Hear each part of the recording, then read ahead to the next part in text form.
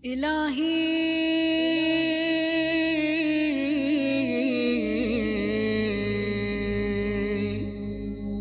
أنا بأول من عصاك فتبت علي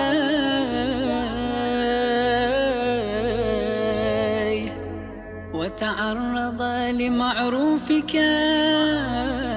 فجدت علي يا مجيب المضطر يا كاشف الضار. اعوذ باللہ من الشیطان الرجیم، پناہ مانگتا ہوں اللہ کی شیطان مردود سے۔ بسم اللہ الرحمن الرحیم، اللہ کے نام سے جو رحمان اور رحیم ہے۔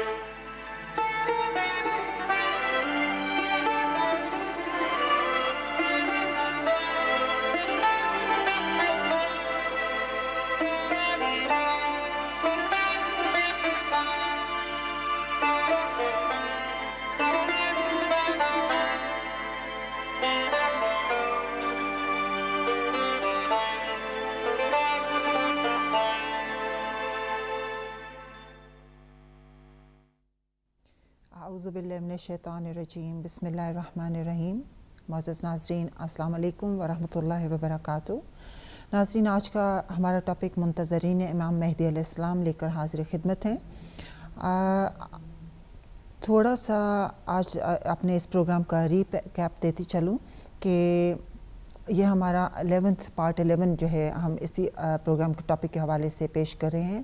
اس میں ہم نے وہ تمام ہمارے ویورز جنہوں نے کہ ابھی ہمیں ریسنٹلی یا ہاف وے تھرو اس ٹاپک کے جوائن کیا ہے، ان کے لیے یہ کہ ہم نے اس پروگرام کے شروع میں امام مہدی علیہ السلام کی پیدائش کا تذکرہ کیا، پھر اس کے بعد ہم نے غیبت صغریٰ اور غیبت کبریٰ کے کیوں اور کب واقعہ ہوئی اور اس میں کیا مصلحت تھی، اور پھر اس کے بعد منتظرین امام مہدی علیہ السلام کی غیبت امام میں کیا ذمہ داریاں، ان کو ہم نے ڈسکس کیا، اور پھر ہم اس پہ پہنچے کہ جب انشاءاللہ تعالی ہمارے وقت کے امام مہدی علیہ السلام ظہور فرمائیں گے تو ان کے وہ اپنے انصار اور مددگاروں میں کیا کوالٹیز دیکھنا چاہیں گے، وہ کس بیسس پہ کیا ان کے اندر خصوصیات ہوں گی کہ جو ان کو وہ اپنی فوج میں شامل کریں گے۔ تو اسی کو مد نظر رکھتے ہوئے ہم نے ان کا جو بیعت نامہ ہے اس کو ڈسکس کریں، اور ہم نے اب تک اس بیعت نامے کی 25 شرائط جو ٹوٹل ہیں ان میں سے ہم نے 9 کو آلموسٹ ڈسکس کر لیا، اور ہم نے کافی تفصیل سے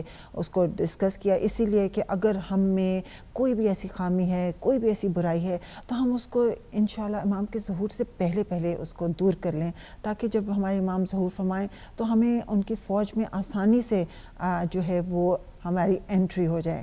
تو ناظرین، جو ہم نے 9 پوائنٹس ڈسکس کیے تھے، سب سے پہلا پوائنٹ تھا کہ اس میں ہے کہ ہم چوری نہیں کریں گے، کہ وہ زنا نہیں کریں گے، ان کے محب جو ہیں وہ کسی کو گالی نہیں دیں گے، وہ کسی کو ناحق قتل نہیں کریں گے، کسی کی بے عزتی نہیں کریں گے، کسی کی رہائش گاہوں پر حملہ نہیں کریں گے، کسی کو کسی قسم کا نقصان نہیں پہنچائیں گے، سونا چاندی گندم جو کا ذخیرہ نہیں کریں گے، اور کسی یتیم کا مال نہیں کھائیں گے۔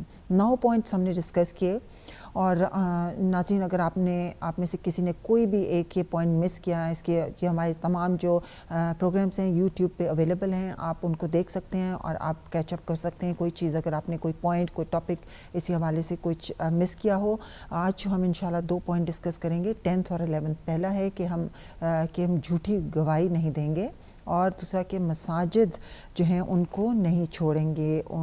تو اسی حوالے سے اپنی گفتگو کو آج آگے بڑھاتے ہوئے میں آپ کا تعارف کراتی ہوں मेरे साथ मौजूद है मोहतरमा ज़हरा मेहदी साहिबा। अस्सलाम वालेकुम वरहमतुल्लाहि वबरकातुहू।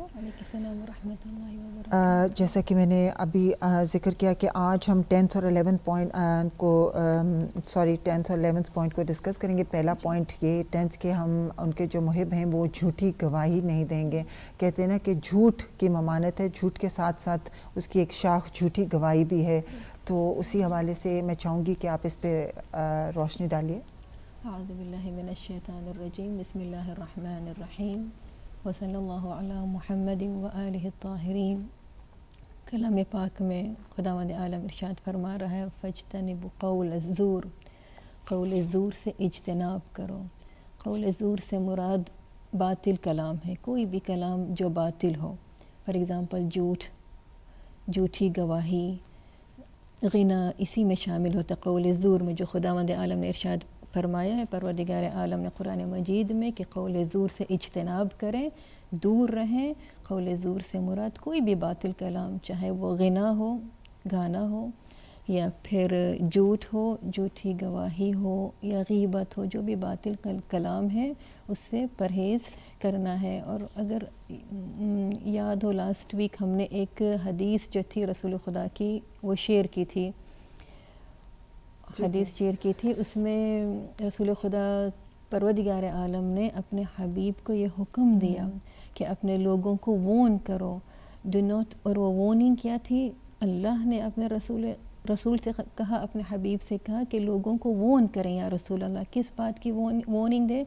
Do not go from one mask to another while someone rights is upon you. हम इस बात को भूल जाते हैं। एक खुदा का इरशाद रसूल खुदा से कि आप बताएं लोगों को कि एक मस्जिद से दूसरे मस्जिद में जाना या एक मजलिस से दूसरे मजलिस में जाना, जबकि हम जानते हैं कि लोगों के हुकूक हमारे कांधे के ऊपर है। Do not go from one mask to another while someone rights upon you. फिर इरशाद है, if such a person stand in prayers in that condition, Allah says my curse upon him till he restores the rights to its owner. यानी खुदावंद आलम इरशाद फरमाते हैं कि एक मस्जिद से दूसरी मस्जिद में जाना जबकि किसी का हक़ मेरे कांधे के ऊपर है। क्योंकि झूठी गवाही, जब इंसान गवाही को छुपाता है ना, वो किसी के राइट्स में आ जाता है। इरशाद रब्बुल इज़्ज़त परवरदिगार आलम का, वला तक्तुमु शहादा व मन यक्तुमहा फ़इन्नहु आसिमुन क़ल्बुहु वल्लाहु बिमा तअमलून अलीम। खुदावंद आलम इरशाद फरमाते हैं कि शहादत को, गवाही को न छुपाएं, क्योंकि अगर खुदा ने कहा अगर आपने गवाही को छुपाया फ़इन्नहु आसिमुन क़ल्बुहु, उसका दिल जो है वो गुनहगार है और अल्लाह बेशक जानता है कि तुम क्या कर रहे हो। इंसान का दिल गुनहगार हो जाता है इसलिए कि झूठी गवाही का ताल्लुक़ दिल के गुनाहों से है। अगर मैं खामोश रही और मैंने सच्ची गवाही नहीं दी तो मेरा दिल जो है वो गुनहगार हो जाता है। और हमने एक पिछले इस एपिसोड में डिस्कस किया था कि दिल का गुनाह बाज़ औक़ात अज्ज़ा और जवारिह के गुनाहों से ज़्यादा ख़तरनाक है, क्योंकि दिल एक सेंटर है, एक मरकज़ है। जितना हमने सुना है ना, बाज़ औक़ात हम जानते हैं कि इबादत में जितना प्रेजेंस ऑफ हार्ट होगा उसी के मुताबिक हमें रिवॉर्ड मिलेगा। इन्नमल अमालु बिन्नियात है, क्योंकि दिल का जो है वो मेन तो दिल है। बिल्कुल मेन तो दिल है, बिल्कुल। क्योंकि जब तक दिल मौजूद ना हो हमें उस इबादत का भी, उस नमाज का भी उतना ही परसेंटेज हमें सवाब मिलेंगे जितने परसेंटेज।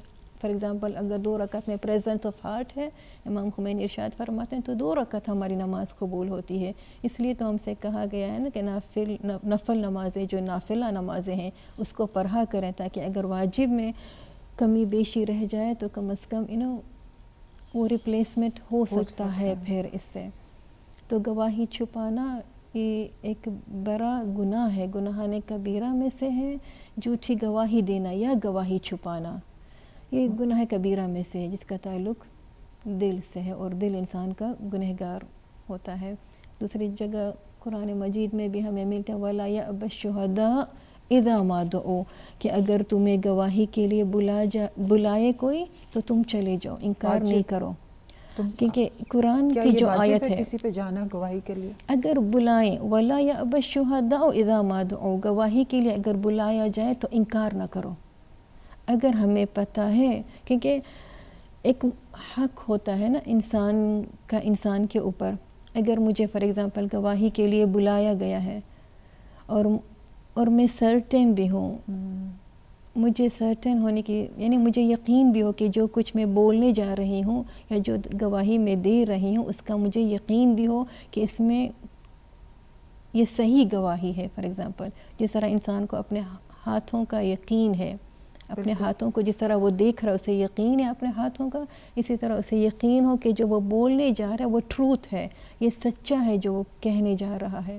تو قرآن میں ہے کہ اگر گواہی کے لیے تمہیں بلایا جائے تو انکار نہ کرو. اس لیے کہ اس میں یہ بھی ہے کہ اگر کوئی آپ کو جیسے آپ کی کسی نے کوئی آپ کو بات بتائی ہے کہ یہ بات ایسے ہوئی تھی اور آپ اس سنی ہوئی بات کے اوپر جا کے گواہی دے دیں تو آپ کیا سمجھتے ہیں کہ یہ اس کی اجازت ہے؟ نہیں, سنی ہوئی باتوں پر تو ظاہر ہے اس لیے تو ہمیں ملتا ہے نا روایت اور حدیث میں کہ ایک یقین ہو, ہمارے پاس سرٹینٹی ہو, ہم نے خود آنکھوں سے ہم نے خود نے دیکھا ہو اور خود نے سنا ہو, آنکھوں سے دیکھا ہو, ہمیں تحقیق بھی کرنی ہے پھر جا کے گواہی دینا, یعنی یقین ہو. اس طرح تو پھر ظاہر ہے سنی سنائی باتوں پر تو جا کے کسی کو, کیونکہ کبھی کبھی یہ ہوتا ہے کہ کچھ یہ حالات بھی ہوتے ہیں, سچویشنز ہوتی ہیں کہ کوئی آپ کا دوست ہے, اس نے آ کے آپ کو بات بتائی ہے اور آپ نے اس کی بات کو ایکسیپٹ کر لیا اور یہاں تک ایکسیپٹ کر لیا کہ آپ اس کے ساتھ اس کے ساتھ گواہی دینے کے لیے جانے کے لیے تیار ہو گئے اور پھر وہ گواہی بھی دے دی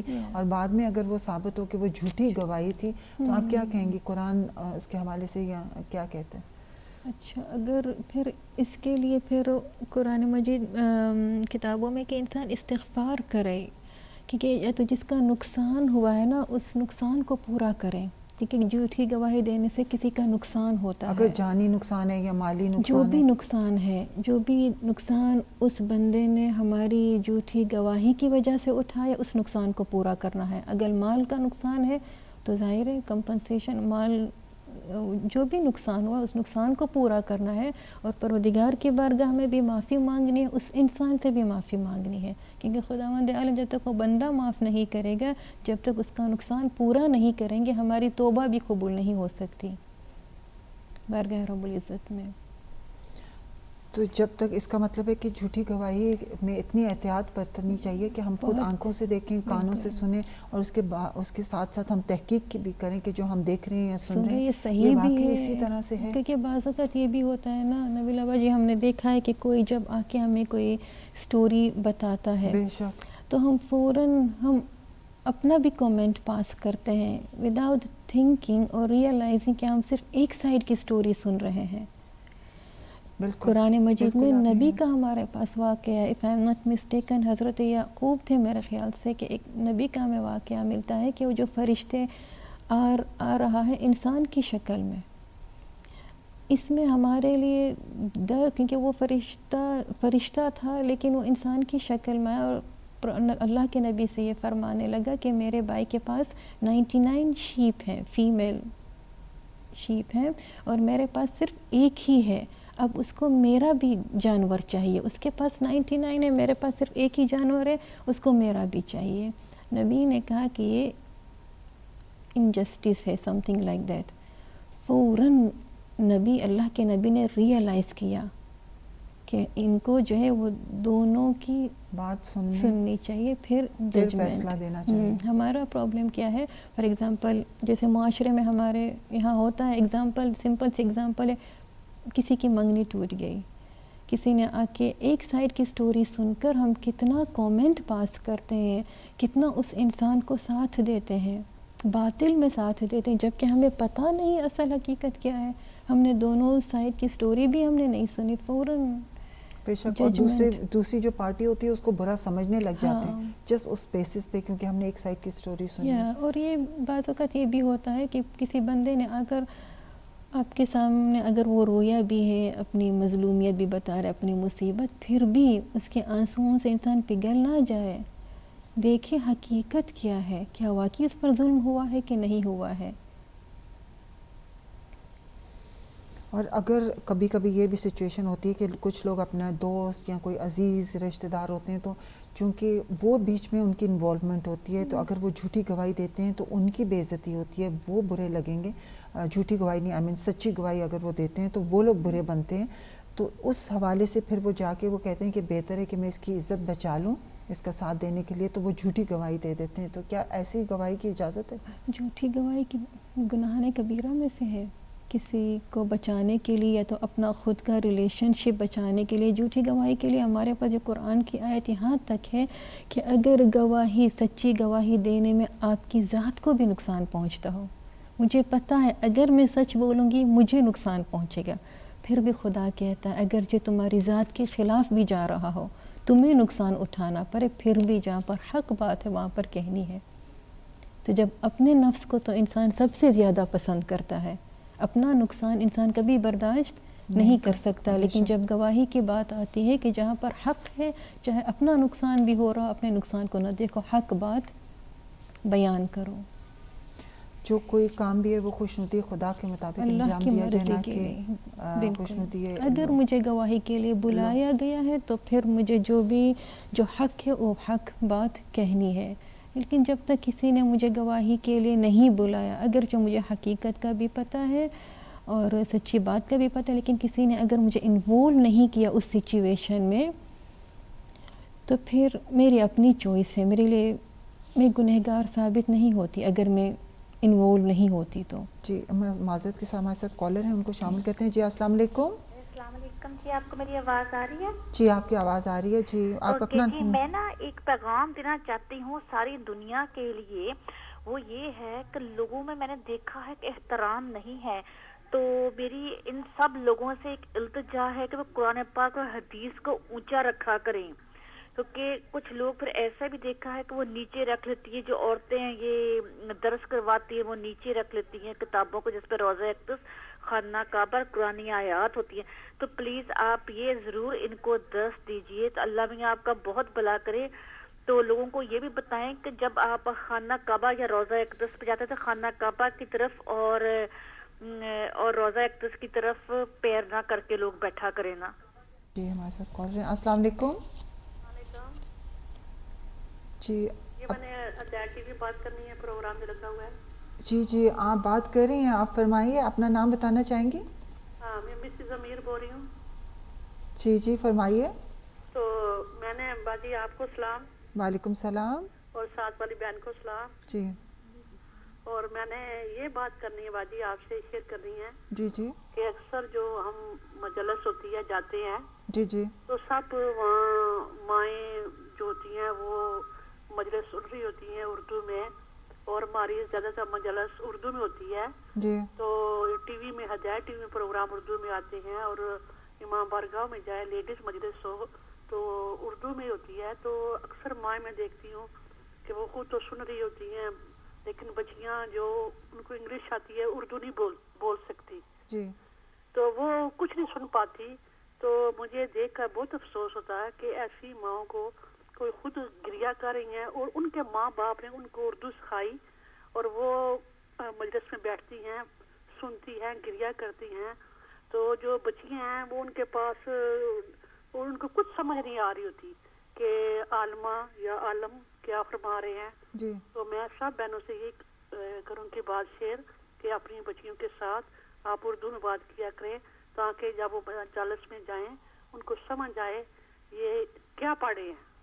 بے شک, بہت اچھی بات کی آپ نے. بالکل میں آپ کے ساتھ ایگری کرتی ہوں کہ واقعی ہمیں اپنی زبان کو, جو بھی مادری زبان ہے جس کی, ان کو چھوڑنا نہیں چاہیے, اس کو امپورٹنس دینی چاہیے. لیکن انشاءاللہ ہم اس کو بھی ڈسکس کریں گے. آپ کے پوائنٹ کو محترمہ زارا صاحبہ اس کو ذرا تفصیل سے ڈسکس کریں گی. آپ ہمارے ساتھ رہیے گا, پروگرام دیکھتے رہیے, آخر میں ہم انشاءاللہ اس پوائنٹ کو ڈسکس کریں گے. بہت شکریہ آپ کا کال کرنے کا مسز ضمیر. جی واپس اپنی گفتگو کی طرف. جی کالر ہیں. جی السلام علیکم. السلام علیکم. ہاں جی آواز آ رہی ہے؟ جی بالکل آپ کی آواز آ رہی. ہاں جی میں کہنا اصل میں بھول گئی تھی, سوری. کہ میں سب لوگوں کو کہنا چاہتی ہوں کہ حضور پاک کے نام کا بہت سارا صدقہ خیرات بھی کیا کریں, کہ انہوں نے ہماری صدقہ کرنے سے کہ اللہ کا غصہ بھی ٹھنڈا ہوتا ہے اور لوگوں کے کام بھی آسان ہوں گے, ان کی بیماریاں بھی دور ہوں گی. اس لیے لوگوں کو غریبوں کا خیال بہت رکھنا چاہیے. بالکل یہ بچاری دنیا جو بھوکی مر رہی ہے نا, کہ امیروں کو چاہیے کہ غریبوں کا بہت خیال کرے, ان کو بہت دے غریبوں کو, اور دیکھ لینا پھر اللہ پاک ان پہ رحم کرے گا انشاءاللہ. بہت شکریہ. اوکے جی, اوکے, اللہ حافظ. اللہ حافظ. جی ہم اسی حوالے سے بات کر رہے تھے کہ جھوٹی گواہی کو کچھ لوگ ہوتے ہیں کہ وہ دیکھ بھی رہے ہوتے ہیں سچویشن کو, اور ان کو وہ جانتے ہیں کہ اس کا صحیح جو فیصلہ یا صحیح جو بات ہے وہ کس طرح سے ہوئی تھی, تو وہ لیکن وہ اس کو خاموشی اس وقت اختیار کرتے ہیں کہ وہ کہتے ہیں کہ چونکہ یہ نہ ہو کہ ہماری اگر ہم بولیں گے تو اس میں مزید جو ہے وہ خراب ہو جائے گی سچویشن, تو اس بیٹر کہ آپ خاموش رہیں تاکہ شاید اسی لیول تک یہ بات رہے اور یہاں پہ سیٹل ہو جائے. تو کیا آپ جانتے ہیں کہ چونکہ وہ اس بات کو وہ بڑھانا نہیں چاہتے تو اس حوالے سے وہ اگر خاموشی اختیار کرتے ہیں تو کیونکہ دونوں پارٹیز ڈاؤٹ میں ہیں, اور ایک جو بندہ ہے وہ دیکھ رہا ہے کہ کون سچ ہے, وہ کہتے ہیں کہ دونوں ڈاؤٹ میں, تو یہ فیصلہ اگر ختم ہو جائے گا تو دونوں میں اتنا زیادہ دوری نہیں پیدا ہوگی یا دونوں میں نفرتیں نہیں پیدا ہوں گی. تو صرف اس چیز کو اوائڈ کرنے کے لیے, تو کیا آپ سمجھتی ہیں اس سچویشن میں ہم جھوٹی گواہی جو ہے اس کو وہ سچی گواہی کو ہولڈ کر سکتے ہیں؟ کیونکہ انٹینشن کے اوپر ڈیپینڈ کرتا ہے نا سچ. جیسے کہ امام کا جو فرمان ہے کہ گواہی کے لیے اگر تمہیں بلایا جائے تو تم چلے جاؤ, انکار نہیں کرو, لیکن جب تک کسی نے مجھے بلایا نہیں ہے اور اگر ہم کو لگتا ہے کہ خاموش رہنے سے سیٹل ہو جائے گا اور یہ بات زیادہ آگے نہیں بڑھے گی, because it all depends on your intentions, upon your intentions, کہ آپ کی نیت کیا ہے خاموش رہنے کی, کس وجہ سے آپ خاموش رہ رہے ہیں, کیا باطل نیت ہے یا حق ہے ہماری نیت. لیکن اگر معاشرے میں اس وجہ سے نفرتیں کم ہوں گی, جھگڑے کم ہوں گے, تو چونکہ آپ بہت سے لوگ انوالو ہیں اس میں, تو آپ سمجھتے ہیں کہ یہ بہتر ہے کہ اگر وہ خاموش بھی رہتا ہے انسان, تو چونکہ وہ دوسروں کی بہتری سوچ رہا ہے. لیکن کبھی کبھی جیسے ہم اپنی سوچ رہے ہیں کہ ہماری کسی کے ساتھ لڑائی ہو جائے گی, وہ ہمارے سے ناراض ہو جائے گا, تو ہمیں اپنا نہیں سوچنا چاہیے, پرسنل مفاد نہیں دیکھنے کا ہے, پرسنل اپنا خود کا فائدہ نہیں دیکھنا ہے کہ اگر میں نے گواہی دی تو یہ تو میری دوست ہے, جی میرا اس کے ساتھ رشتہ خراب ہو جائے گا یا تو میرا ریپیوٹیشن خراب ہو جائے گا. انسان اپنے نفس کو نہ دیکھے, اپنی ذات کو نہ دیکھے, بھلے اس کو نقصان پہنچے گا, ممکن ہے شاید اس کی دوستی بھی ٹوٹ جائے, مگر یہ دیکھے کہ اس نے جو بات کہی ہے وہ حق بات تھی, اگر وہ نہ کہتا تو دوسرا کوئی جو ہے مظلوم ہوتا ہے. بالکل. اور کہا جاتا ہے نا کہ اگر خوشنودی خدا کو ہم پریفرنس دیں, پہلے رکھیں, تو پھر اللہ اس چیز کو بھی ریزولو کر دیتا ہے جو وہاں پہ ڈفرینسز ہونے والے ہوتے ہیں یا ہو جاتے ہیں, تو اس کو واپس اس دوست کو بھی پلٹا دیتا ہے. اور اکثر میں نے یہ دیکھا باجی, اور ایکسپیرینس سے بات کریں, جب ہمارا رشتہ اللہ کے ساتھ صحیح ہوتا ہے نا, مخلوق کے ساتھ خود بخود رشتہ صحیح رہتا ہے ہمارا. بے شک, بہت اچھی بات کی آپ نے, بہت ہی خوبصورت. کہ باقی اللہ کے ساتھ جب رشتہ صحیح ہوگا تو مخلوق کے ساتھ وہ automatically every thing will fall in place.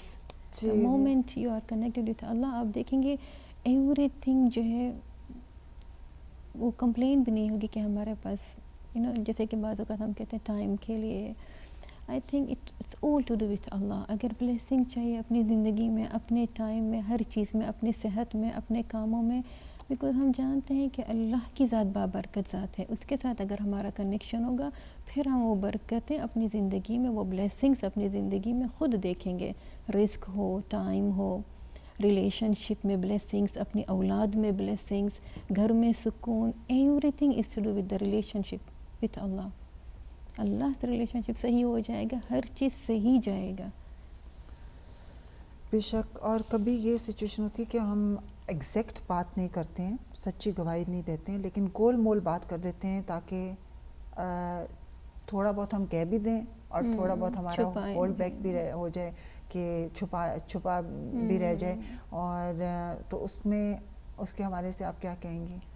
کہ وہ تو وہی ہے کہ آپ نے سچی گواہی کو چھپا لیا, یا حق کو پھر سے چھپانے کی ہی بات ہے نا. اگر ہم نے اچھی طرح سے حق کو واضح نہیں کیا ہے تو لوگوں کی سمجھ میں وہ بات نہیں آئے گی, پھر سے ہو سکتا ہے کہ ہمارے اس طرح گفتگو سے کسی کا حق، کسی پر ظلم ہو ہو جائے جائے، کسی کا حق چھن جائے. تو اس کے ذمہ دار پھر ہم بالکل. بھی اگر ہوں گے. ہم جا رہے ہیں گواہی کے لیے تو انٹینشن صحیح رکھیں، انسان اپنے نیت کو صحیح رکھے، اللہ کے لیے جائے، اللہ سے مدد مانگے، اللہ سے طاقت طلب کرے، انر اسٹرینتھ طلب کرے. ہمارے پاس پروفٹ موسیٰ فرعون کے مقابلے میں جب جاتے ہیں اللہ سے مدد مانگتے ہیں کہ خدایا فرعون کے مقابلے میں تو مجھے بھیج رہا ہے جو اتنا پاورفل ہے، رب اشرح لی صدری، میرے سینے کو کشادہ کر، مجھے وہ کیپیسٹی عطا کر، میری کیپیسٹی کو بڑھا دے. اس لیے تو ہر مبلغ مجلس سے پہلے تقریر کرنے والے اس آیت کو پڑھتا ہے، رب اشرح لی صدری، پروردگار میرے سینے کو کشادہ کر دے. مجلس کے بعد اگر کسی نے مجھے طعنہ دیا، کچھ منہ پہ کہہ دیا تو مجھے برا نہیں لگنا چاہیے، بے شک. کیونکہ وہ سینہ کشادہ ہو انسان کا مبلغ کے لیے بہت ضروری ہے جو تبلیغ کرتا ہے. جبھی تو ہم پڑھتے ہیں نا رب اشرح لی صدری ویسر لی امری، میرے اس ٹاسک کو، اس امر کو میرے لیے آسان کر دے، واحلل عقدۃ من لسانی یفقہوا قولی، میرے اسپیچ میں وہ فلوئنسی عطا کر تاکہ لوگ میرے اسپیچ کو سمجھ سکیں. بے شک بے شک آپ نے صحیح فرمایا. کہتے ہیں کہ ایون دشمن بھی ہو تو اس کے لیے بھی آپ حق کی بات کرو.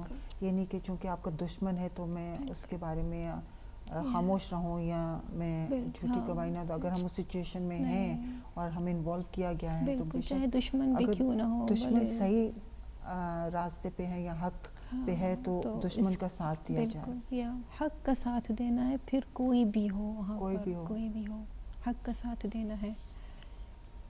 لیکن ہمیں آئی تھنک ہم اپنے معاشرے میں ہمیں یہ چیز تھوڑی سی اس پہ ورک کرنا چاہیے کیونکہ ہم شاید کانشیس نہیں ہیں، جان بوجھ کے شاید نہ بھی کرتے ہوں لیکن وہ ایک عادت پڑ گئی ہے اور ہم نے اس کو ہم برا نہیں سمجھتے اور ہم اس کو اس میں خود ہی سے، جیسے ہم نے دیکھا نا پہلے بھی کہ ہم جو بھی برائی ہے ہم اس میں خود ہی اپنے آپ کو جسٹیفائی خود ہی سے کرنا شروع ہو جاتے ہیں کیونکہ ہم اپنی جو ہماری ایک سوچ ہوتی ہے یا جیسے ہم چاہتے ہیں کہ ہم کام کریں ہم اس کے مطابق اس کو جسٹیفائی کرتے ہیں. نہیں، پروردگار معاف کرنے والا ہے، وہ ہماری سچویشن کو دیکھ رہا ہے، وہ ہمارے دل کو دیکھ رہا ہے، وہ ہمارے آپس کے تعلقات کو دیکھ رہا ہے کہ میں دوست کا حق نہیں مار رہی ہوں، میں دوست کا ساتھ دے رہی ہوں، تو یا عزیز رشتہ دار کا ساتھ دے رہی ہوں. جیسے کہ حجاب کا بھی ہمارے پاس ہے، کچھ بہنیں کہتے ہیں کہ دل میں تو وہ حیا ہے، نگاہوں میں وہ حیا ہے، پھر بھلے کورنگ نہ ہو.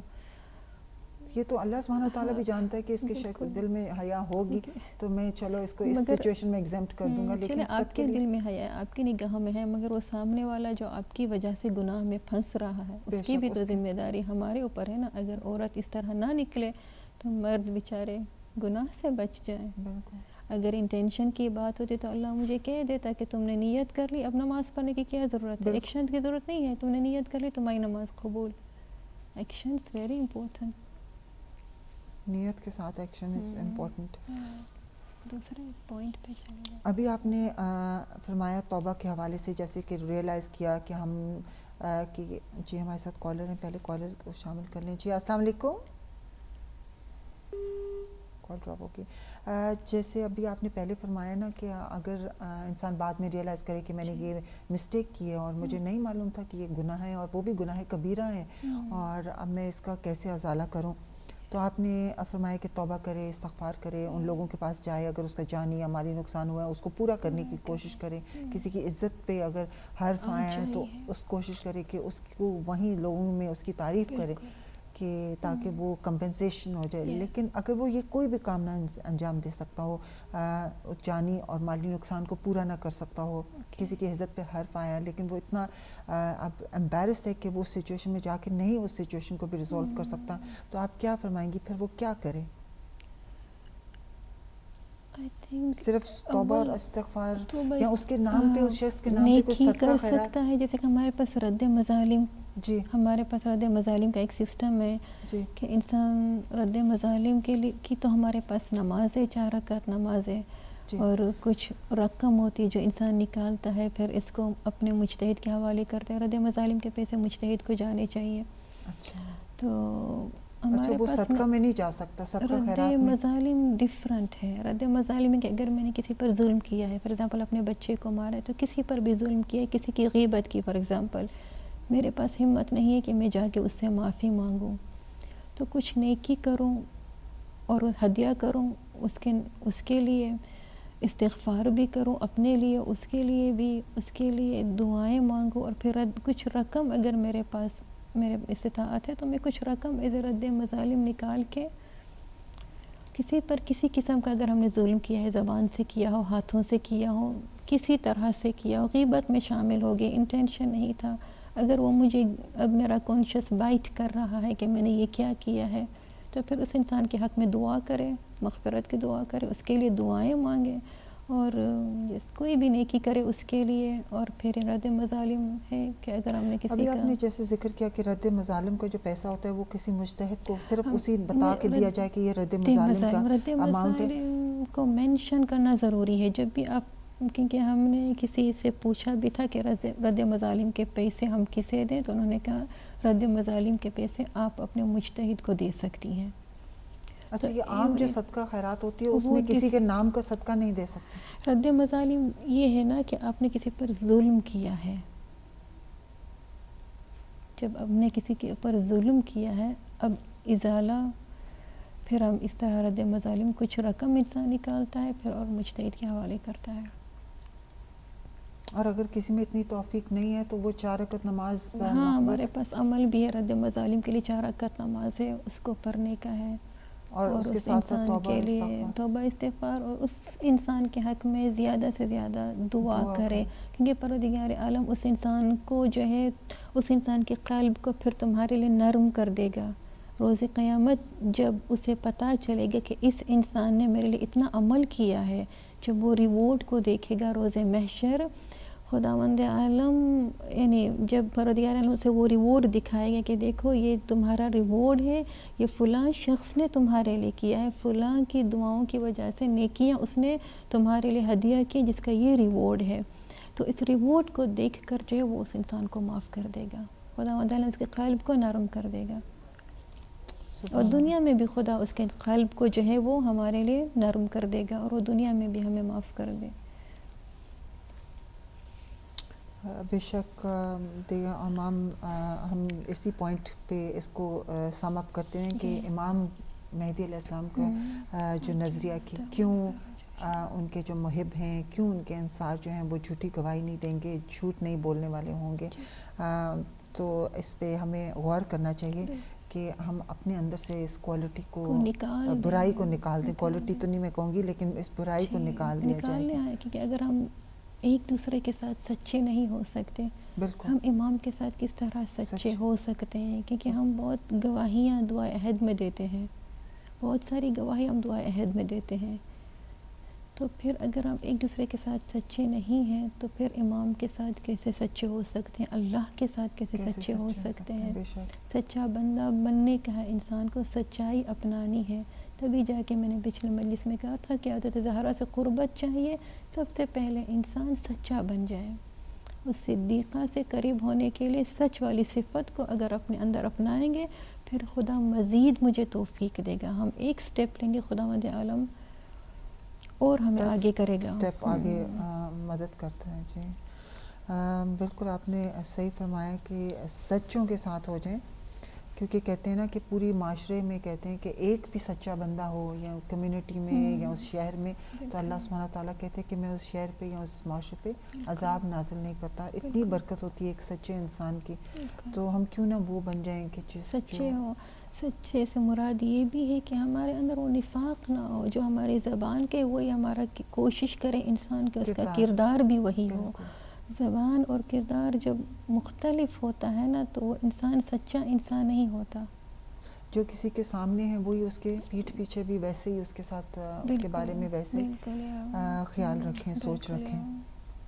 بالکل آپ نے صحیح فرمایا. اس کے حوالے سے کوئی اور پوائنٹ ہو تو پھر ہم آپ کے ذہن میں تو ہم اس کو ڈسکس کریں، ورنہ پھر ہم دوسرے پوائنٹ کی طرف. آئی تھنک یہی بس کہ ہم کو منافقت سے بچنا ہے اور سچا بننا ہے. اگر فار ایگزامپل میں آپ کے سامنے اچھی ہوں تو آپ کی پیٹھ کے پیچھے بھی اگر میں کوئی آپ کی برائی بھی کر رہا ہے تو ایک مومن کی ذمہ داری ہے کہ وہ دوسرے مومن کو ڈیفینڈ کرے، یعنی روکے، جو غیبت کرا اسی کو روکے کہ دیکھو روکنے کا بھی ایک انداز ہے، کیونکہ آپ کا ایک حق ہے کہ اگر کہ آپ کو پروٹیکٹ کیا، مومن کا حق مومن کے اوپر ہے کہ وہ دوسرے کو پروٹیکٹ کرے، اگر اس کی برائی بھی ہو رہی ہو تو وہ اسے روکے اس برائی کو.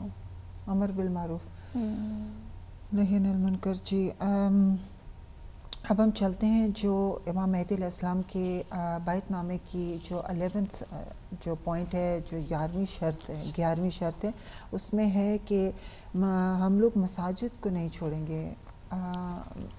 تو اسی حوالے سے ہم محترمہ زہرا صاحبہ سے ریکویسٹ کریں گے کہ اس کے اوپر روشنی ڈالیے کہ کیوں امام نے اس پوائنٹ کو اتنا ایمفسائز کیا کہ ہم مساجد کو نہیں چھوڑیں گے، ان سے دوری اختیار نہیں کریں گے. تو اس کے کیونکہ ہم دیکھتے ہیں کہ آج کل بہت سے لوگ جو ہیں وہ مساجد سے دور ہیں یا دور ہو گئے ہیں، جس کی وجہ سے کافی پرابلمس معاشرے میں کریٹ ہو رہی ہیں. تو ہم چاہیں گے کہ ہم اسی پہ غور کریں کہ کیوں اتنا زیادہ اس پوائنٹ کو ایمفسائز کیا گیا ہے. جی محترمہ ظاہرہ صاحبہ آپ کیا فرمائیں گی کہ جیسے ہم جانتے ہیں کہ مسجد جو ہے کہتے ہیں کہ اللہ کا گھر ہے اور یہ بابرکت جگہ ہے جہاں پہ، تو پھر اس اتنی بابرکت جگہ کو کیوں ہم اکیلا کیسے ہم چھوڑ سکتے ہیں؟ یا امام مہدی علیہ السلام کا کہنے کا کیا مطلب ہے، کس طرح وہ اشارہ کر رہے ہیں؟ انسان کے انر کے اوپر ڈیپینڈ کرتا ہے نا، جتنا وہ اپنے آپ کو ایلیویٹ کرے گا اس کو پتہ چلے گا کہ ان گھروں کی کیا عظمت ہے. معرفت نہیں ہے، اس لیے مسجد کی رسپیکٹ نہیں ہے. جیسے کہ ہمارے پاس قیامت کے روز ہمیں ملتا ہے نا، قیامت کے روز 3 چیزیں جو ہیں وہ شکایت کریں گے. ان میں سے ایک مسجد ہے، ایک عالم دین ہے اور ایک قرآن ہے. اور ہمارے پاس جو حدیث ہے لا صلاۃ لجار المسجد الا فی المسجد، کہ جو مسجد کے قریب رہتے ہیں، یہ بھی دیکھیں ایک دعوت ہے مسجد میں آنے کے لیے، مسجد کی طرف دعوت نامہ ہے کہ جو مسجد کے نیبرز میں رہتے ہیں، جو قریب آس پاس رہتے ہیں مسجد کے، ان کی نماز مسجد میں ہی ہو سکتی ہے. لا صلاۃ، ان کی کوئی نماز نہ، اگر کوئی مسجد کے آس پاس رہتا ہے تو روایت کے مطابق وہ مسجد میں نماز نہیں پڑھتا، اگرچہ مردوں کے لیے لا صلاۃ لجار المسجد الا فی المسجد. بالکل. تو یہ مسجد کی طرف ہمیں دعوت دے رہا ہے. اور ہم یہ بھی جانتے ہیں کہ مسجد میں نماز پڑھنے کا ثواب بہت زیادہ ہے. جیسے کہ مسجدوں میں اول تو بیت الحرام ہے، اللہ کا گھر ہے، ایک نماز 1,00,000 نماز کے برابر ہے. پھر مسجد نبوی ہے، پھر جو ہمارے ایریا میں مسجد میں نماز پڑھنے کا ثواب جو ہے وہ بہت زیادہ ہے. اور آج کل جیسے کہ سمر ہے، دن اتنے لمبے بھی ہیں، اگر شام کو انسان کوشش کر لے، اگر دن میں وہ مصروف بھی ہے تو کم از کم مغرب عشاء کی نماز جا کے مسجد میں پڑھ لے. آج کل تو عورتوں کے لیے بھی یہ فیسلٹیز ہیں ہمارے پاس، مسجد عورت کے لیے بھی ہے کہ عورت بھی جا کے مسجد میں نماز پڑھ سکتی ہے. ہمارے پاس وسائل بھی ہیں، گاڑیاں بھی ہیں. کتنی دیر لگتی ہے، جیسے کہ اگر سمر میں نماز کا ٹائم 9 بجے ہے کہ 9:30 بجے انسان ہر چیز سے فارغ ہو جاتا ہے، ڈنر سے بھی فارغ ہو جاتا ہے. اگر گاڑی بھی ہے ہمارے پاس گھر میں، جب ماں گھر سے نکلے گی نا تو بچوں کو بھی وہ پش ملے گا. لیکن اگر ماں باپ خود ہی آرام سے گھر میں بیٹھ کر نماز پڑھیں گے تو بچوں کو کیسے احساس ہوگا کہ مسجد میں جا کے نماز پڑھنی ہے اور کتنی عظمت اور فضیلت ہے مسجد میں نماز پڑھنے کی. مسجد اللہ کا گھر ہے. آپ اللہ اپنے گھر میں نماز پڑھیں اور اللہ کے گھر میں نماز پڑھیں، کتنا فرق ہے، اتنا اس کا ثواب ہے. ہم خود اٹیچ نہیں ہوتے تو پھر ہم کیسے بچوں کو کیسے امید ٹریننگ رکھتے ہیں کہ کریں گے؟ وہ کیوں نہیں کنیکٹ ہوتے مسجد؟ ہم اگر کمپلین بھی کیوں کریں، خوش نہیں ہوتے؟ ہم ہمیشہ کمپلین کرتے ہیں نا کہ ہمارے بچے جب جوان ہو جاتے ہیں تو امام برگاہ آنا چھوڑ دیتے ہیں، مسجد آنا چھوڑ دیتے ہیں. یہ ہمارا اپنا فالٹ ہے کہ ماں باپ اگر گھر سے نکلیں، تھوڑا اپنے آپ کو پش کر لیں تو پھر بچے بھی فالو کریں گے، مسجد میں نماز پڑھیں گے. امام معصوم سے پوچھا گیا، امام علی سے، کہ آپ کو جنت میں بیٹھنا پسند ہے یا مسجد میں؟ امام نے کیا فرمایا؟ مسجد میں، کیونکہ جنت میں بیٹھنا میرا پلیجر ہے، مسجد میں بیٹھنا یہ اللہ کا پلیجر ہے. مسجد اللہ کا گھر ہے زمین پر. صرف جب انسان مسجد کے دروازے پر پہنچتا ہے نا، ایک مسجد کے دروازے پر جب انسان پہنچتا ہے نا، ایک پلیجر، ایک سکون انسان کے اندر ایک پلیجر محسوس کرتا ہے، کیونکہ مسجد اللہ کا گھر ہے زمین پر. یعنی جب وہ ہینڈل گھماتا ہے مسجد کا دروازہ کھولنے کے لیے، اگر وہ پہلا بندہ ہے مثال کے طور پر اندر داخل ہونے کے لیے، اور وہ ہینڈل کو گھماتا ہے تاکہ اندر داخل ہو، بلکہ یہ ریکمنڈیشن میں سے ہے کہ مسجد میں انسان جلدی چلا جائے، 10-15 منٹ جلدی چلا جائے، کہ جب مسجد فارغ ہو، کوئی نہ ہو، جب مسجد خالی ہوتی ہے اور وہ انسان داخل ہوتا ہے اس اللہ کے اس گھر میں، وہ فارغ مسجد میں ایک ہیبت ہوتی ہے، ایک روحانیت ہوتی ہے. اگر مثال کے طور پر کچھ لوگ ہوتے ہیں کہ جب لوگ ہوتے ہیں تو ان کے سامنے وہ گریہ نہیں کر سکتے، مگر جب انسان اکیلا چلا جاتا ہے 10-15 منٹ وہ فارغ مسجد میں اکیلا بیٹھا ہے، اللہ کے گھر میں بیٹھا ہے، تو وہ جس طرح سے چاہے وہ گریہ کر سکتا ہے، جس طرح سے چاہے وہ اللہ سے مناجات کر سکتا ہے. یعنی انسان جب وہ دروازہ بھی کھولتا ہے نا، ایک پلیجر ہوتا ہے کہ میں اللہ نے مجھے اس بات کی توفیق دی، مجھے یہ پرمیشن دی کہ میں اس کے گھر کا دروازہ کھولوں سبحان اللہ، اور میں اندر داخل ہو جاؤں. معصوم فرماتے ہیں نا کہ جب مسجد کے دروازے پر کھڑے ہو جاؤ، معصوم کا جملہ ہے، کہو عبیدک بفنائک، فقیرک بفنائک، مسکینک بفنائک، پروردگار تیرا بندہ تیرے دروازے پر کھڑا ہے، تیرا مسکین تیرے دروازے پر آیا ہے، تیرا فقیر تیرے دروازے پر آیا ہے.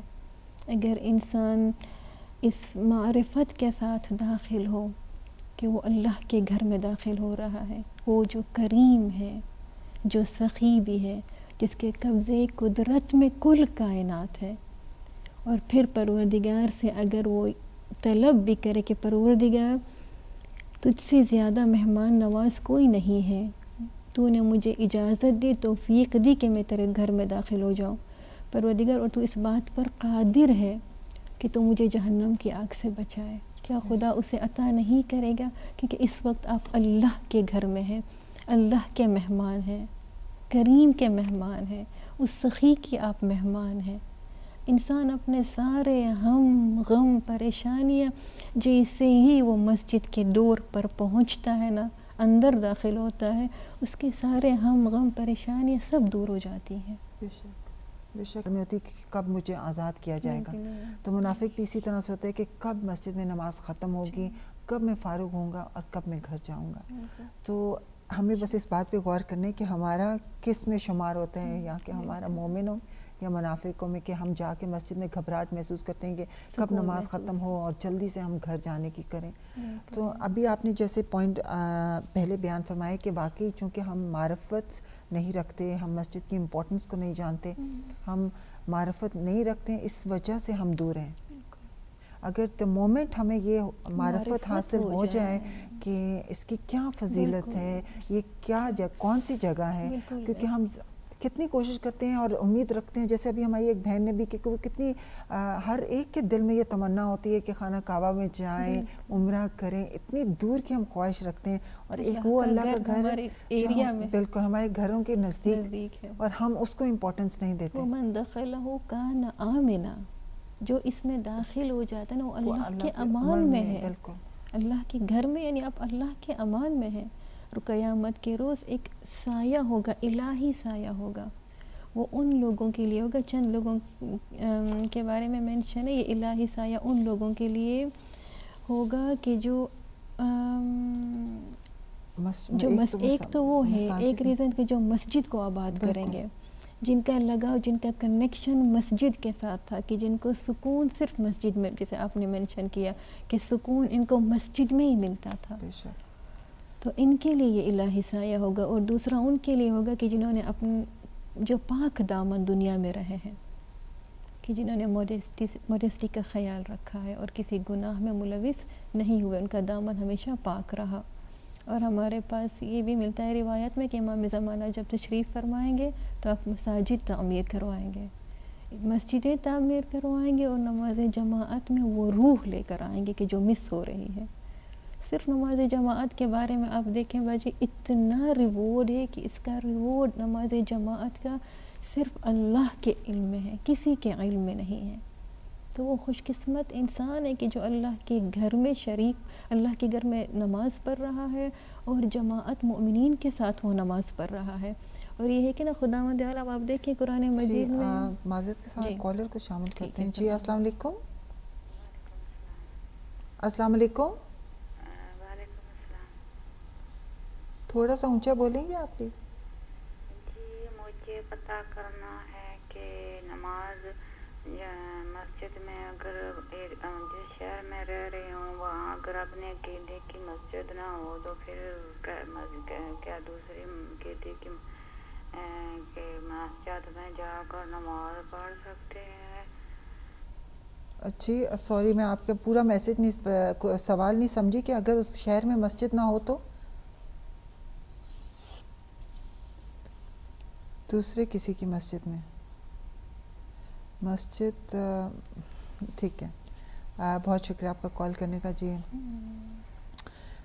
جی اس مسجد کے حوالے سے جی آپ فرما رہی تھیں کہ امام جب تشریف فرمائیں گے جی تو آپ مساجد تعمیر کریں گے اور مسجدوں یعنی نماز جماعت میں وہ روح لے کر آئیں گے جو مس ہو رہی ہے.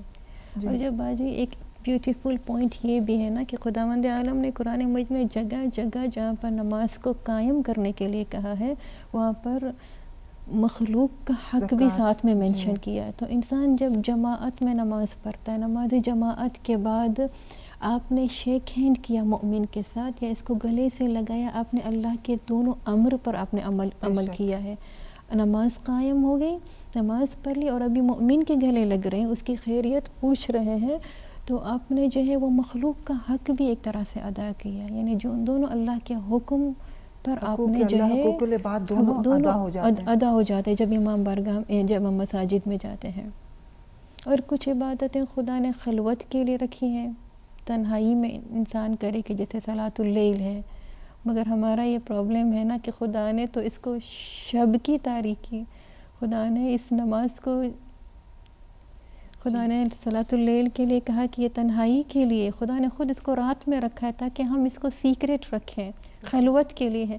مگر ہم نماز شب پڑھتے ہیں تو دن میں کتنے لوگوں کو بتا بھی دیتے ہیں کہ کل ہم نے نماز شب پڑھی. خدا نے اس کو رکھا ہے شب میں تاکہ کسی کو پتہ نہ چلے، سیکریٹ میں خلوت کی یہ نماز ہے.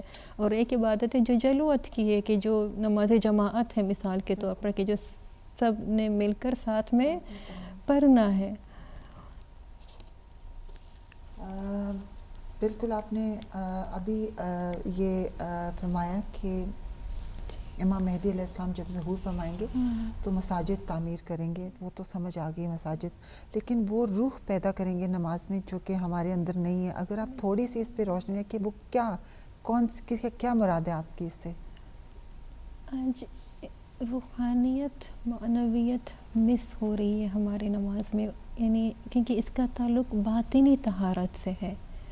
ہمارے پاس جیسے کہ معصومین کے جو ارشادات ہیں، یا تو قرآن کی بھی جو آیت ہے خذوا زینتکم عند کل مسجد، جب مسجد میں داخل ہو جاؤ ایک زینت کے ساتھ داخل ہو جاؤ. یعنی ظاہری آداب بھی ہیں اور مسجد کے باطنی آداب بھی ہیں.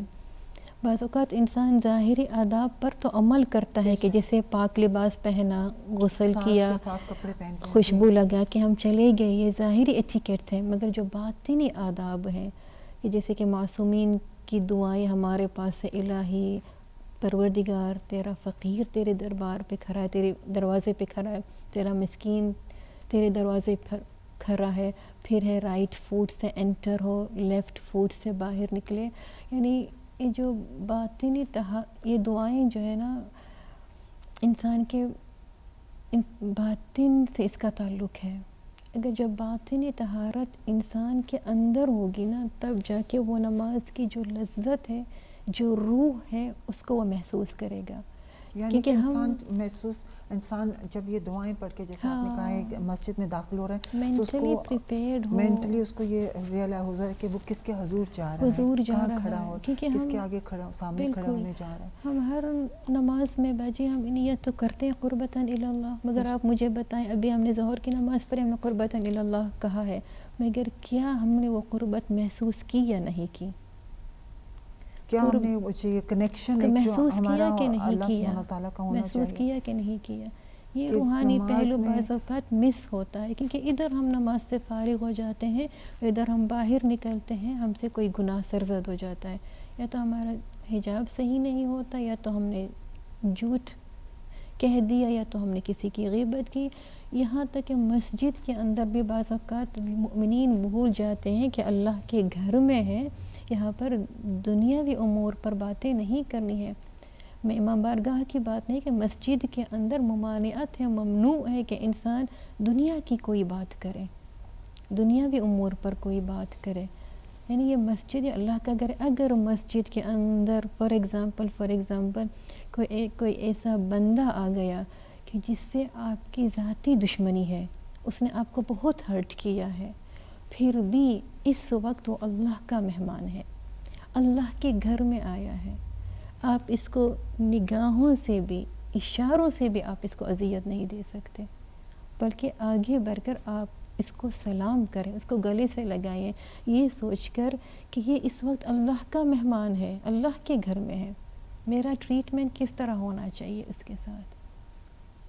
تب جا کے ہم نماز کو بھی ادا کیا اور مخلوق کے حق کو بھی ہم کہہ سکتے ہیں کہ ہم نے اس کو کسی حد تک ادا کیا ہے. کیا آپ سمجھتی ہیں کہ چونکہ ہم نے مساجد کو میں جانا چھوڑ دیا ہے لوگوں نے، یا بہت کم جاتے ہیں، اتنی امپورٹنس نہیں دی جاتی، اس وجہ سے ہمارے گھروں میں بھی پرابلمز ہو رہی ہیں، پریشانیاں آ رہی ہیں، بچے نافرمان ہو رہے ہیں، میاں بیوی میں جھگڑا، فیملیز میں جو اختلافات ہوتے ہیں، کیا آپ سمجھتے ہیں کہ مسجد سے دوری کی وجہ سے ہے؟ مسجد سے دوری یا تو امام بارگاہ سے دوری، کیونکہ یہی وہ سینٹرز ہیں کہ جہاں پر ہمیں روحانی غذا ملتی ہے. آپ دیکھیں انسان جب فزیکلی بھی بہت تھک جاتا ہے، اگر انسان مینٹلی بھی تھکا ہوا ہوتا ہے، یا تو ایسی چیلنجز ہمارے سامنے ہوتے ہیں، لیکن تھوڑی دیر جو ہم امام بارگاہ میں جاتے ہیں شب جمعہ، اگر انسان اپنا روٹین بنا لے، اچھی عادت ہے، اگر چلا جائے شب جمعہ امام بارگاہ میں، وہ کتنا اسے سکون ملتا ہے. اگر وہ فرسٹریٹڈ بھی ہے، تھکا ہوا بھی ہے، اس کو اتنا سکون ملتا ہے، اور کوئی نہ کوئی ہدایت لے کر اس جگہ سے وہ اٹھتا ہے. انٹینشن کے اوپر ڈیپینڈ کرتا ہے نا، کہ جب ہم جائیں بھی امام بارگاہ میں بھی، اگر ہم شب جمعہ جاتے ہیں فار ایگزامپل، جب ہم داخل ہونا، تب بھی داخل ہونے سے پہلے بھی آداب ہیں، دعائیں ہیں، جیسے مسجد کے لیے دعائیں ہیں. اگر انسان داخل ہو، فار ایگزامپل امام بارگاہ میں داخل ہو رہا ہے، ابھی ہم آسمان کے نیچے ہیں، اگر ہم نے شب جمعہ آسمان کے نیچے امام بارگاہ میں داخل ہونے سے پہلے ہم نے امام حسین کو سلام کیا، صلی اللہ علیہ یا ابا عبداللہ، ہم اس روحانیت کے ساتھ جب داخل ہوتے ہیں نا، تو ہم اللہ کا بھی ایک لطف اور ایک کرم ہمارے ساتھ ہوتا ہے. یعنی ڈیپینڈ کرتا ہے نا، انسان آداب کے ساتھ داخل ہو، باطن بھی اس کا طاہر ہو، پھر جتنی دیر وہ وہاں بیٹھے گا، صلوات جو بیچے گا، صلوات کتنی عظیم نعمت ہے. جب کوئی بلند آواز میں صلوات بیچتا ہے، اس کے اندر سے نفاق دور ہو جاتا ہے. صلوات پہلا سٹیپ ہے جو آپ کو اہل بیت سے قریب کر سکتا ہے.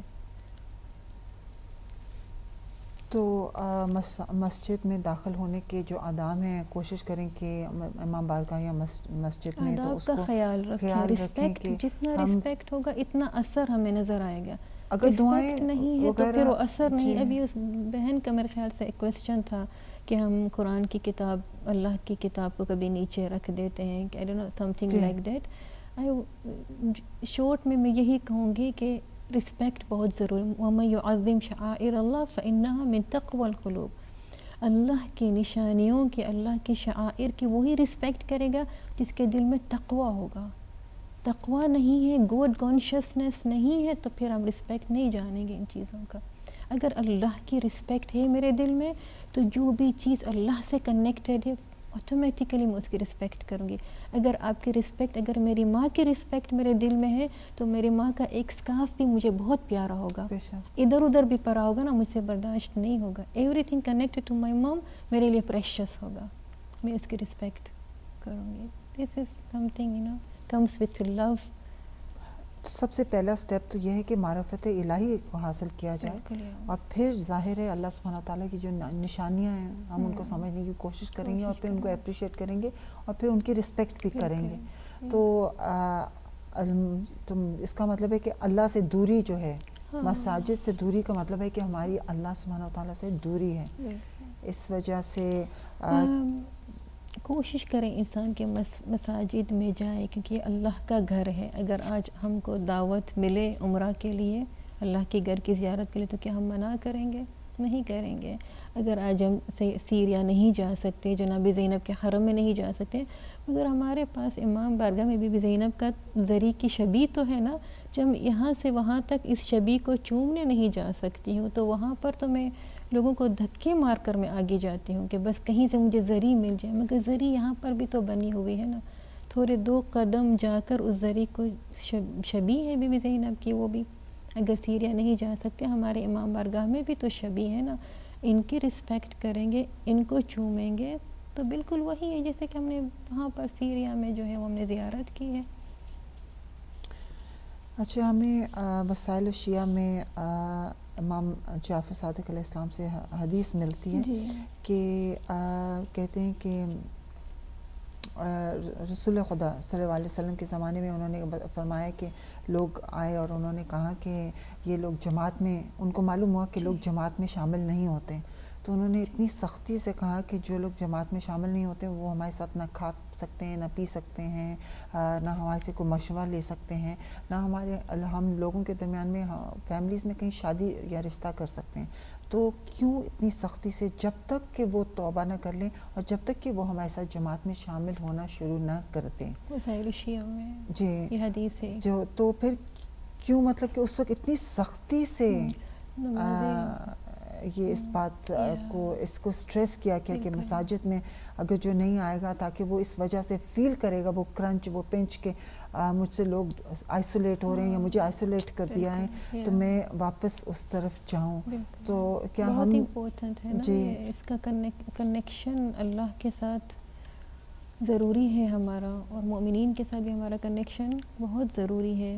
کیونکہ نماز جماعت جب ہو رہی ہو, ہمارے پاس فقہ کے آیت اللہ سستانی کے مسائل میں ایک مسئلہ ہے کہ اگر نماز جماعت ہو رہی, مثال کے طور پر اکثر ہم نے دیکھا شب جمعہ امام بارگاہ میں کہ نماز جماعت ہو رہی ہوتی ہے, کچھ لوگ فرادہ پڑھتے ہیں. اگر ہمارے پاس کوئی ریزن ہے, ویلڈ ریزن ہے, تو ہم فرادہ پڑھ سکتے ہیں. اگر کوئی بیمار ہے فار ایگزامپل, یا تو کسی کو کوئی اور پرابلم ہے, تو ہم ویلڈ ایکسکیوز ہے تو ہم فرادہ پڑھ سکتے ہیں. لیکن آیت اللہ سستانی کا کلیئر مسئلہ ہے, جب تک ہمارے پاس کوئی ویلڈ ایکسکیوز نہیں ہے, جماعت ہو رہی ہو, تو ہم فرادہ نہیں پڑھ سکتے.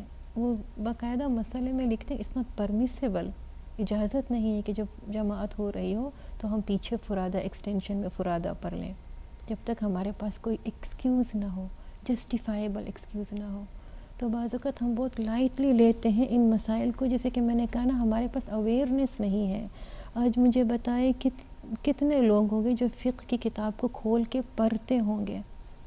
فقہ آپ کے اتنا ایک پوائنٹ کو میں بھی کلیئر کرنا چاہوں گی کہ کبھی کبھی ایسے ہوتا ہے کہ بہت سے کام ہوتے ہیں, جیسے کہ مثال کے طور پہ ماہ رمضان میں امام بارگاہ میں افطاری ہو رہی ہوتی ہے, ادھر سے مسجد نماز کا ٹائم ہو رہا ہوتا ہے, تو کچھ لوگ جو کہ آرگنائزرز ہیں وہ جماعت میں پڑھیں تو پھر کیونکہ انہوں نے دوسروں کے افطار کا انتظام بھی کرنا ہے, تو وہ جلد اپنی نماز فرادہ پڑھ لیتے ہیں اور وہ وہاں سے مسجد سے چلے جاتے ہیں. تو کیا آپ سمجھتی ہیں کہ وہ فرادہ نہیں پڑھنی چاہیے, جماعت کے ساتھ پڑھنی چاہیے؟ جیسے کہ میں نے ابھی مینشن کیا نا کہ مسئلے میں کیا ہے, اگر آپ کے پاس کوئی ویلڈ ریزن ہے then you are exempted. Valid reason اگر آپ کے پاس, آپ سمجھتی ہیں کہ یہ ویلڈ ریزن ہے؟ کیونکہ اگر ایسا ہے کہ انتظامیہ جو انتظام کرتے ہیں ان کے لیے پورے جماعت کی افطاری کا انتظام کرنا ہے, اگر انہوں نے اپنی نماز فرادہ پڑھ لی, اور بعض اوقات میں جیسے کہ میں اپنے سینٹر میں بھی دیکھتی ہوں کہ نماز جماعت میں اتنی دیر نہیں لگتی ہے. کالر ہیں ان کو. جی السلام علیکم.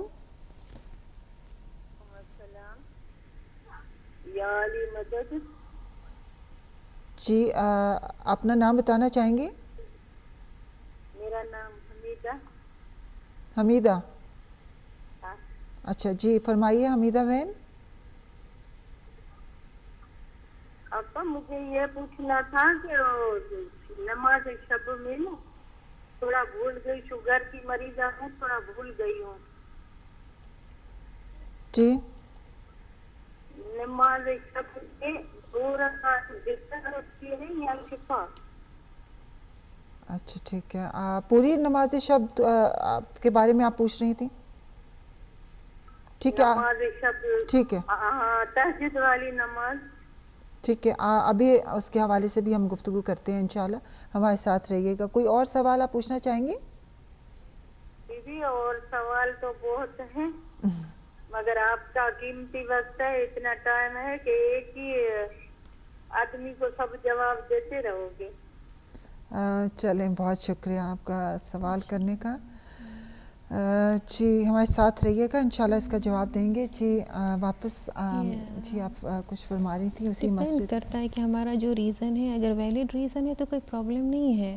لیکن ہم نے دیکھا ہے نا بعض اوقات اکثر جوانوں کو بھی کہ مائیں تو آگے نماز جماعت میں شریک ہیں, تو پھر بچیوں کو پیچھے چھوڑ دینا یا تو ان کو ایسے فریڈم دے دینا, یہ اچھا ہے کہ بچوں کو بھی پش کریں کہ وہ بھی ماں کے ساتھ نماز جماعت میں شریک ہوں. اگر ہماری کوئی مسٹیک بھی ہے نا نماز میں, تو وہ بندہ سیکھ لیتا ہے نماز, اور ہماری نماز دوسروں کے صدقے میں بھی قبول ہوتی ہے.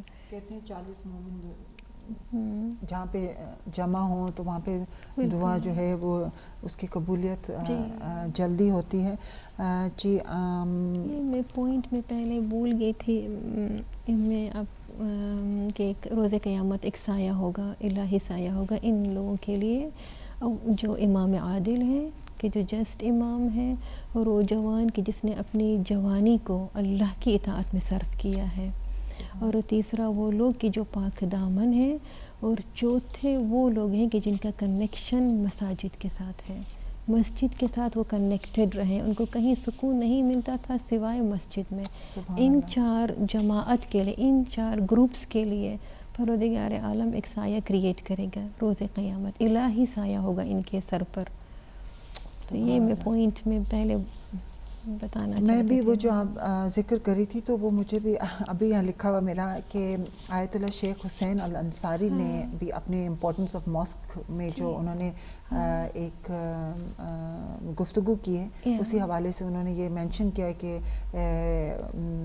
امام علی علیہ السلام سے یہ روایت مینشن کی ہے کہ جب لوگ ان کو معلوم ہوا کہ لوگ جماعت کے لیے نہیں آتے تھے, اور پھر انہوں نے کہا کہ آپ ان کے ساتھ کھانا پینا اور وہ چھوڑ دیں, تو وہ اس حوالے سے میں نے دوسری حدیث کے ساتھ اس کو مکس اپ کیا وسائل الشیعہ میں, تو اس کی معذرت چاہتی ہوں. جی بس لاسٹ پوائنٹ ایک یہ کہ کوئکلی اگر آپ تھوڑا سا بیان فرما دیں کہ ٹھیک ہے آدمیوں کے لیے, مردوں کے لیے مسجد میں جانے کا کی زیادہ امپورٹنس یہاں بتائی گئی ہے, تاکید کی گئی ہے.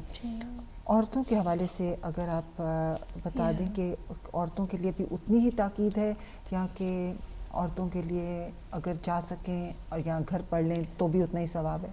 نہیں, تاکید تو ہے کہ اگر مسجد میں اگر وہ جا سکیں, مسجد میں پڑھ سکیں تو بہتر ہے وہ مسجد میں پڑھیں. اگر ہمارے ایریا میں مسجد ہے اور جانے میں کوئی تکلیف نہیں ہے تو اللہ کے گھر میں نماز پڑھنا زیادہ افضل ہے.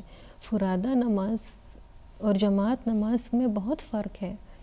تو اگر عورتیں جا سکتی ہیں مسجد میں, ان کے لیے کوئی سسٹم ہے, کوئی ارینجمنٹ ہے, تو وہ بے شک جائیں, نماز جماعت میں حصہ لیں اور مسجد کو آباد کریں. ہمارے پاس آیت اللہ شیخ عباس قمی, میرے خیال سے ان کی لائف ہسٹری میں ہمیں ملتا ہے کہ شیخ عباس قمی کا یہ طریقہ تھا کہ جو بھی مسجد ویران ہوتی تھی, ٹوٹی ہوئی مسجد کے جہاں پر لوگ نماز کے لیے نہیں جاتے تھے, ڈرتے تھے اتنی ٹوٹی ہوئی خستہ حالت میں مسجد, یعنی ان ویران مسجدوں کو آیت اللہ شیخ عباس قمی جو ہیں وہ آباد کرتے تھے. اور جب لوگ دیکھتے تھے کہ شیخ عباس قمی اب اس مسجد میں جا رہے ہیں تو لوگ ان کو فالو کرتے تھے, تو وہ مسجد آباد ہو جاتی, پھر اب دوسری ویران مسجد کو آباد کرتے. اس طرح انہوں نے مسجدیں آباد کی ہیں. اور ایک بیوٹیفل پوائنٹ جو ہمیں ملتا ہے کہ یہ ہے نا, انما یعمر مساجد اللہ من آمن باللہ والیوم الآخر, کہ جہاں پر مسجد کی تعمیر ہو رہی ہو اور ڈونیشن مانگی جائے, اس میں انسان ہمیشہ سبقت کرے. بھلے پھر ایک آپ کی استطاعت اتنی ہو کہ آپ برکس ایک بریک بھی اگر آپ ڈونیٹ کر سکیں، کیونکہ قرآن مجید کی آیت انما یعمر مساجد اللہ من آمن باللہ والیوم الآخر، کہ اللہ کی مسجد کی تعمیر وہی کروائیں گے کہ جو اللہ پر ایمان رکھتے ہیں، وہی اللہ کے گھر کو بنائیں گے اس زمین پر، اور قیامت پر ان کا ایمان ہے۔ کل قیامت کے دن ایک ندا آئے گی کہ کون ہے جس نے میرے گھر کو بنایا دنیا میں، پھر حضرت ابراہیم کھڑے ہوں گے، آپ نے تو بیت اللہ، حضرت ابراہیم حضرت اسماعیل کھڑے ہوں گے کہ پروردگار ہم نے تیرے گھر کو بنایا ہے، تعمیر کی، پھر رسول خدا کھڑے ہوں گے، پروردگار ہم نے مسجد نبوی میں تیرا گھر بنایا۔ اسی طرح مؤمنین صالحین بندے بھی کھڑے ہوں گے، ان میں کچھ ایسے بندے بھی ہوں گے جو کہیں گے پروردگار ہم نے ایسے ویران جگہ پر، ویلیج میں، کہ جہاں پر آبادی نہیں تھی، ایک صرف گروپ رہتا تھا مومنین کا، مسجد نہیں تھی، وہاں پر ہم نے تیری مسجد بنائی۔ تو یہ بہت عظیم فضیلت ہے انسان کے لیے کہ وہ سبقت کرے اللہ کے گھر کو تعمیر کروانے میں، اگر تعمیر ہو رہی ہے اپنا حصہ ضرور اس میں شامل کرے۔ بالکل آپ نے بجا فرمایا۔ بہت تھوڑا وقت رہ گیا اور ہمارے پاس تھوڑے سے سوالات ہیں، ان کے بھی جواب دیتے ہیں، انلیس کہ آپ کے پاس کوئی اور پوائنٹ ہو اور آپ اسی حوالے سے ڈسکس کرنا چاہتی ہوں۔ ٹھیک ہے، ہمارے ساتھ ہماری بہن تھی، انہوں نے پہلا انہوں نے جو تھا پیغام کہتی ہیں کہ میں نے پوری دنیا میں لوگوں کو دینا کہ وہ قرآن اور حدیث، وہ جو ہے قرآن اور حدیث کی کتابوں کو نیچے رکھ دیتے ہیں، اس کا احترام نہیں کرتے، اور انہوں نے کہا ہے کہ دوسرا خانہ کعبہ وہاں بھی جاتے ہیں اور خانہ کعبے کی طرف پاؤں کر کے وہ بیٹھے ہوتے ہیں، تو یہ احترام نہیں ہے۔ تو وہ کافی جذباتی بھی ہو رہی تھیں کہ شاید بہت زیادہ وہ دیکھتی ہوں گی، اور یہ تو میں نے بھی دیکھا کہ سپارہ پڑا تو وہیں نیچے رکھ دیا، اور اگر آپ نے ان سے ذرا سا بھی کہہ دیں کہ سپارہ نیچے نہیں رکھیں اوپر، تو وہ مائنڈ بھی کیا جاتا ہے وہاں، کچھ لوگ مائنڈ بھی کرتے ہیں کہ ہمیں بتا رہی ہیں جیسے ہمیں اس بات کا علم نہیں ہے۔ یہ اس کا انسان کے انر کے ساتھ کنیکشن ہے۔ میں نے آپ کو کہا نا، جتنا تقوی زیادہ ہوگا اتنا احترام زیادہ ہوگا اللہ کی نشانیوں کے۔ اللہ کا کلام ہے، اللہ کے کلام کو ہمیشہ اوپر رکھیں، اونچا رکھیں، تھوڑا اپنے سے تھوڑا اونچا، اونچی جگہ پر ہو، یہ رسپیکٹ میں سے ہے۔ اور اگر لوگ نیچے پڑھ رہے ہیں قرآن تو کہتے ہیں کہ آپ اونچی جگہ پہ نہ بیٹھیں، یہ بھی کچھ ممانت ہے اس چیز کی؟ اگر کوئی کچھ لوگ نیچے بیٹھ کے اگر قرآن یا سپارہ پڑھ رہے ہیں تو جو لوگ چیئر پہ بیٹھے ہیں تو کہتے ہیں کہ کوئی پرابلم نہیں، اس میں کیونکہ ظاہر ہے وہ کسی مجبوری، اس کو نشانی کے لیے آپ کچھ بھی کر سکتے ہیں، ضروری نہیں کہ آپ پورا پیج اس طرح اس کو فولڈ کریں۔ قرآن کا رسپیکٹ ضروری ہے، کس طرح ہم اس چیز کو ہینڈل کر رہے ہیں۔ جب تک ظاہری رسپیکٹ نہیں ہوگا، باطنی رسپیکٹ کہاں سے آئے گا؟ بے شک۔ انہوں نے یہ بھی فرمایا کہ رسول خدا صلی اللہ علیہ وسلم کے نام کا صدقہ دیں اور غریبوں کا خیال رکھیں۔ بہت اچھے پوائنٹس کی طرف انہوں نے اشارہ کیا ہے، ماشاءاللہ۔ جی مسز امیر، انسان کوئی بھی نیکی کرے، میں ان کے لیے کوئی بھی نیکی کرے، اچھی نیکی کرے، اگر وہ نیکی امام زمانہ کو ہدیہ کرے تو اس نیکی میں 4 چاند لگ جاتے ہیں۔ کسی غریب کی مدد کی، آپ نے اس امام کے نام پہ مدد کی، امام کے بہاف میں یہ نیکی کیا، امام کو ہدیہ کیا، تو آپ کی اس نیکی میں 4 چاند لگ جائیں گے۔ اور اگر کبھی کبھی والدین کی طرف سے آپ کر دیتے ہیں تو بالکل، والدین کی طرف سے کریں، مؤمنین کی جانب سے کریں، امام کی جانب سے کریں، آپ ملٹیپل نیت ایک ہی نیکی میں کر سکتی ہیں۔ نیکی میں انبیاء سے بھی آپ شروع کر سکتی ہیں، اولیاء سے شروع کر سکتی ہیں، تو اس کا مرتبہ اور بھی اونچا ہوتا جائے گا، کیونکہ آپ نے صرف یہ سیلفشنس نکل جاتی ہے نا، کہ انسان صرف اپنی ذات کے بارے میں نہیں سوچتا، اگر کوئی نیک کام بھی کرتا ہے تو سب کو انوالو کرتا ہے، کہ جو حاضر ہیں، جو دنیا میں نہیں ہیں، ان کو کتنی ضرورت ہے، جو قبر میں ہیں کتنے محتاج ہیں۔ اگر ہم اپنی نیکیوں میں مرحومین کو بھی شامل کریں تو ان کو بھی اس کا اجر ملے گا، جبکہ وہ ان کو ضرورت ہے، وہ محتاج ہیں، ان کو زیادہ سے زیادہ انسان اپنے تو اس میں رکھے۔ بے شک۔ ایک مسز امیر، انہوں نے کہا تھا کہ انہوں نے کہا کہ مجالس میں جب ہو رہی ہوتی ہیں، موسٹلی جو مجالس ہیں وہ اردو زبان میں ہوتی ہیں، اور جو مائیں ہیں وہ خود تو سمجھ رہی ہوتی ہیں، لیکن جو ان کی بچیاں ہیں وہ اس کو نہیں سمجھ رہی ہوتی ہیں، تو اس حوالے سے انہوں نے کہا ہے کہ شاید ایک پیغام دینا چاہا کہ ہم لوگ سب کوشش کریں کہ ہم اپنی بچوں کو اردو جو ہے وہ ضرور سکھائیں، اردو میں گفتگو کریں، تاکہ کم از کم وہ بولنا جو ہے سننا جو ہے اس کو سمجھنے لگ جائیں. جتنی زبانیں زیادہ آتی ہوں گی اس میں زیادہ ہی فائدہ ہے. اپنی مدر لینگویج کو انسان برقرار رکھے, مینٹین رکھے, اچھی بات ہے. جی. اور پھر ایک ہماری بہن ہے, انہوں نے کہا ہے کہ اگر کسی شہر میں مسجد نہ ہو, اپنی مسجد نہ ہو, تو کسی دوسری مسجد میں جا کے نماز پڑھ سکتے ہیں. مسجد ہے, پڑھ سکتے مسجد ہیں. سب ہر مسجد جو ہے وہ اللہ کا گھر ہے, اللہ کا تو گھر ہے, کسی بھی مسجد میں جا پڑھ کے سکتے ہیں, کوئی پرابلم. اور حمیدہ بہن انہوں نے کہا ہے کہ نماز شب کے حوالے سے اگر آپ تھوڑا سا بتا دیں, وہ شاید کنفیوز لگتی تھی نماز شب اور نماز وتر میں کہ کتنے ہیں. تو نماز شب کو تو ہمیں پتہ ہے, میں جلدی میں بتاؤں گی. نماز شب کی تو 11 رکعت ہیں.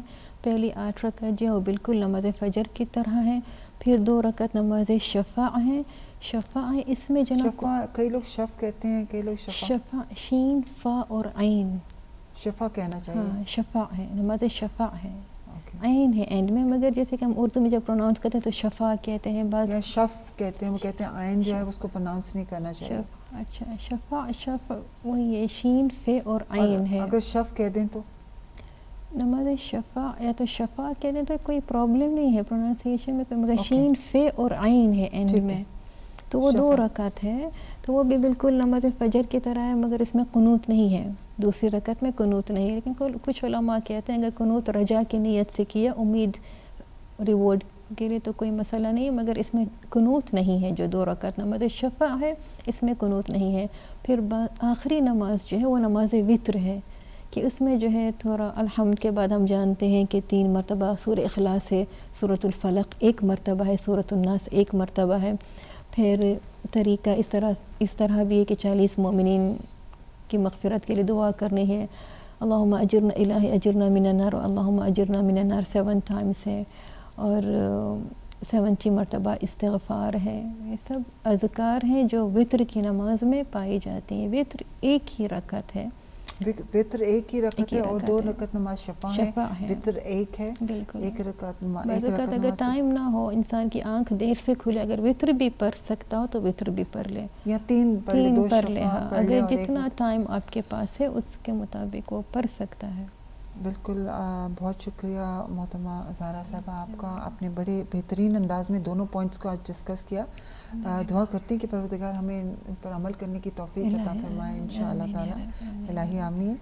اور جزاکم اللہ خیر. پروردگار آپ کی بھی توفیقات میں اضافہ فرمائے.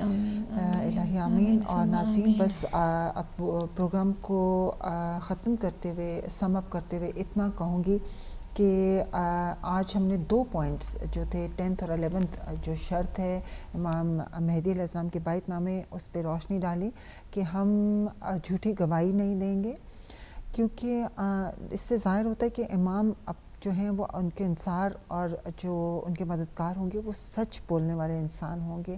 یہ ایک میسج امام ہمیں دے رہے ہیں کہ جھوٹے لوگ یا جھوٹی گواہی دینے والے لوگوں کی جگہ میری فوج میں نہیں ہوگی. اور دوسرا کہ ہم مسجدوں کو اکیلا نہیں چھوڑیں گے, ان کو بھول نہیں جائیں گے, کیونکہ امام چاہتے ہیں کہ ہم مساجد سے کنیکٹ رہیں, کیونکہ مساجد اللہ کے گھر ہیں. اور اگر ہم اللہ کے گھر سے کنیکٹ رہیں گے, خود کو اللہ سے کنیکٹ کر کے رکھیں گے, اللہ سے سبحانہ و تعالیٰ سے اپنی اٹیچمنٹ رکھیں گے, تو وہ چیز ہمیں برائیوں سے بھی پھر دور رکھے گی.